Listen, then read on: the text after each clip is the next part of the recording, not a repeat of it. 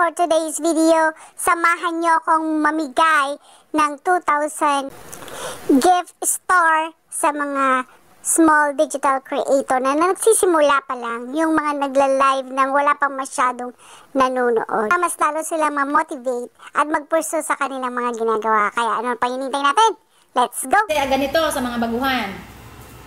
Kapag sumubrahan kayo, kaya yung sinabi ko sa inyo, hello madam! O diba sabi ka sa sabi ko lang, thank you so much madam sa liwanag. Talagang lumiliwanag na talagang aking kubo. Thank you ng marami madam. Thank you so much. O diba? Thank you. O diba? Hag-hag na. Alam niyo na. Mag-hag na kayo dyan sa baba.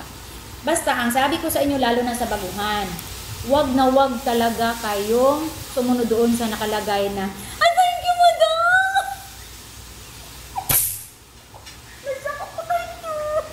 First time nakatago, ang laki naman. Thank you naman, madam. Thank you so much.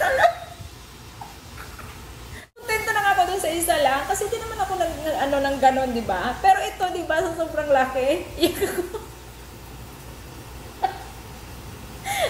Sorry talaga, sorry. Sorry talaga, sorry. Ano, sorry talaga, sorry. Ano ba yan? Sorry.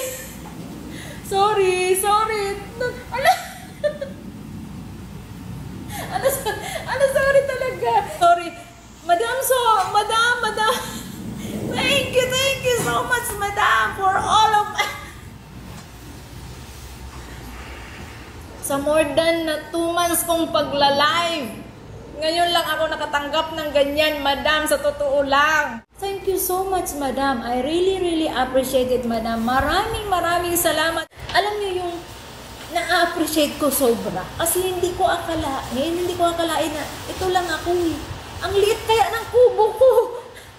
Ang liit ng kubo ko. Tapos makakatanggap ako ng ganito, di ba? Akin, naliwanag. Darating din yung time. Makakabawi din ako. Okay, di ba? Ano ba yan? Sorry talaga. Darating yung time, madam.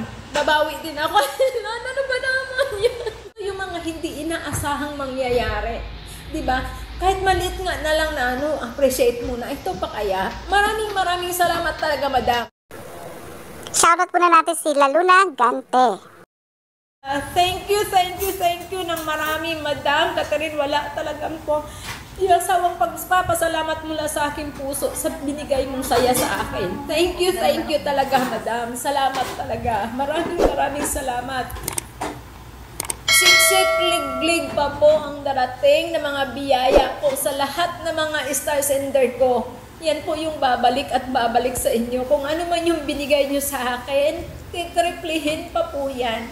Kung gaano po kabait yung puso ninyo, hindi po natutulog ang Diyos. Sa kabaitan na binigay ninyo, titriplihin po ang mga biyaya na babalik sa inyo. Kasi ako sa sarili ko, naranasan ko yan. Babalik talaga yan, hindi man ngayon, hindi man bukas, sa tamang panahon. Sa totoo lang, ano ba yan? Thank you. Sana maintindihan nyo yung nararamdaman ko. Sobrang saya ko lang talaga, sobrang saya ko. Saya ko talaga, sobra. Walang mapaglagyan yung saya ko. Salamat